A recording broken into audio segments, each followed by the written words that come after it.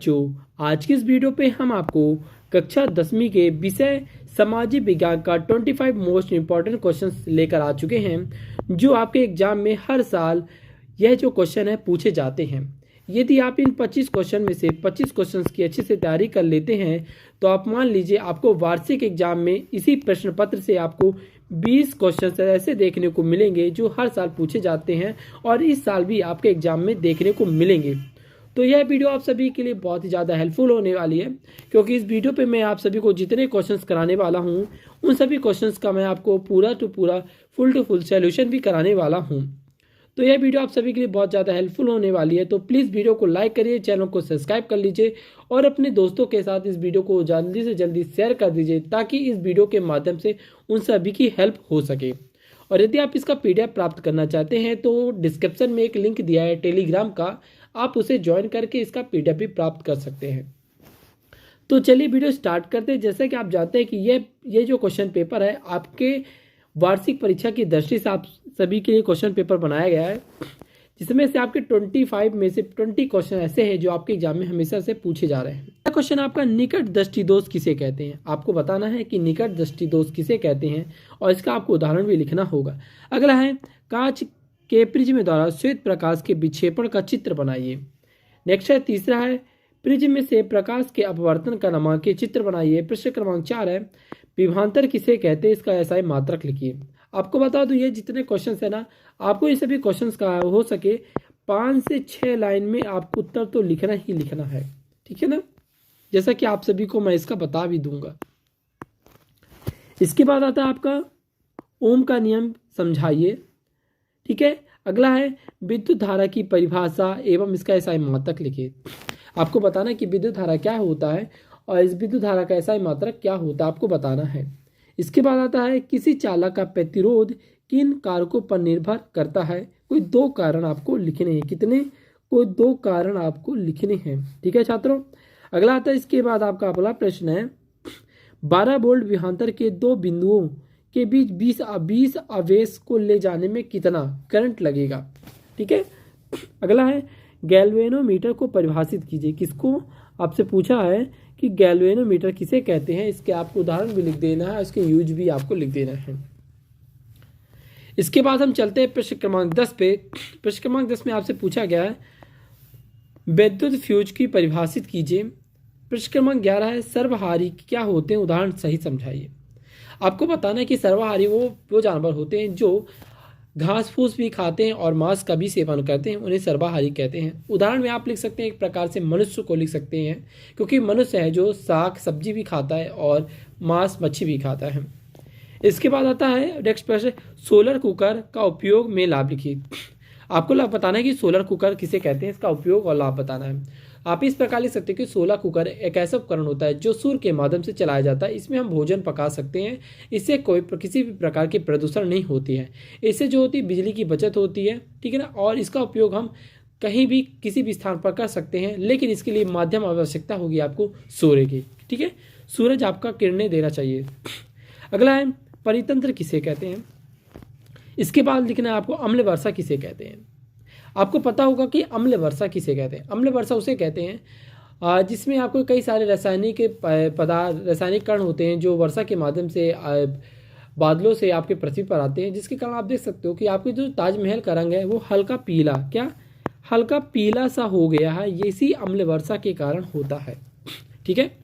अगला चलते हैं प्रश्न क्रमांक 15 पे। यहाँ आपसे पूछा गया है शाकाहारी से आप क्या समझते हैं, उदाहरण से लिखिए कि आपको शाकाहारी किसे कहते हैं।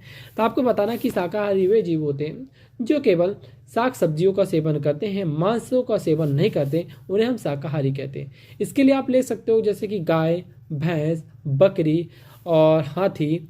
इस प्रकार जानवर जो होते हैं ना, केवल ये जो होते हैं जिराफ, ये केवल सब हरी पत्तियों का, हरी चीज़ों का सेवन करते हैं, साग सब्जियों का सेवन करते हैं, घास फूस का, ठीक है। अगला प्रश्न है 4 पादप हार्मोनों के नाम लिखिए एवं कार्य को लिखिए। इसके बाद आता है आपका प्रश्न क्रमांक 17 पुष्प की अनुदैर्घ्य कर्ण का स्वच्छ नामांकित चित्र बनाइए, ठीक है।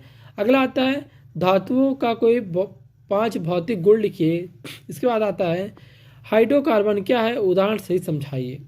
इसके बाद आता है आपका प्रश्न क्रमांक 20 दो धातुओं के नाम लिखे जो प्राकृतिक में गुरु अवस्था में पाई जाती हैं। मतलब आपको ऐसे दो धातुओं के नाम लिखना है जो प्राकृतिक में पाए जाती हैं और यह जो होती है इसे गुरु धातु भी कहा जाता है। इसके बाद आता है आपका प्रश्न क्रमांक 21। प्रश्न क्रमांक 21 में आपसे पूछा गया है, दो धातुओं के नाम लिखिए किसके बच्चों। अच्छा, इसका तो मैंने आपको बता दिया है। प्रश्न क्रमांक 21 से चार पादप हार्मोनों के नाम लिखिए एवं का लिखिए। मतलब आपको चार पादप हार्मोन लिखना है तथा उनके कार्यों का भी आपको वर्णन करना होगा। इसके बाद आता है आपका प्रश्न क्रमांक 22, मस्तिष्क के मुख्य भाग का नाम क्या है, विभिन्न भागों के कार्य लिखिए। अगला है मानव मस्तिष्क की कोई तीन कार्य लिखिए। तो आप बता सकते हैं कि मानव मस्तिष्क के विभिन्न कार्य होते हैं जिसमें से तीन कार्य प्रमुख होते हैं। इसमें हमें सोचने समझने की शक्ति मिलती है। यदि कोई हमारे शरीर में अनैच्छिक क्रिया होती है तो इससे हमारे मस्तिष्क को सिग्नल प्राप्त हो जाता है। इस प्रकार आप मानव की बहुत सारी कार्यों को आप लिख सकते हैं। ठीक है, अगला प्रश्न आपसे पूछा गया है, प्रश्न क्रमांक 24, एल्कीन व एल्काइन की परिभाषा करते हुए एक उदाहरण लिखिए। तो आपको करना क्या है बच्चों, एल्कीन और आपको एल्काइन भी लिखना है। ठीक है ना, इसकी परिभाषा भी आपको लिखना है। इसके साथ ही साथ आपको इसका एक एक प्रकार भी लिखना है, इसका आपको एक एक उदाहरण भी लिखना है और एक एक सूत्र भी आपको लिखना होगा। ठीक है बच्चों, इसके बाद हम चलते हैं प्रश्न क्रमांक 25 में, जो आपके प्रश्न पत्र का लास्ट क्वेश्चन है। प्रकाश संश्लेषण क्या बच्चों पूछा गया है, प्रकाश संश्लेषण के लिए आवश्यक कच्ची सामग्री पौधा कहाँ से प्राप्त होता है। तो आपको बताना है कि प्रकाश संश्लेषण किसके माध्यम से होता है, सूर्य के माध्यम से होता है।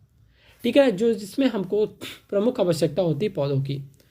तो प्रकाश संश्लेषण के लिए जो आवश्यक सामग्री कच्ची सामग्री होता है पौधा हमें पृथ्वी से प्राप्त होता है, जो कि वायु का ऑक्सीजन, मतलब वायु में कहा जाता है ऑक्सीजन लेता है और कार्बन डाइऑक्साइड लेता है और ऑक्सीजन छोड़ता है। इसके साथ इसके लिए प्रमुख इसके उत्पादन के लिए प्रकाश के कण और इसके साथ साथ आपको मिट्टी और जल की आवश्यकता होती है। ठीक है छात्रों, तो इस प्रकार छात्रों आपने देखा मैं आज आपको टोटल कितने आपको मैंने 21 से लेकर 25 मोस्ट इंपॉर्टेंट क्वेश्चन बता दिया हूँ।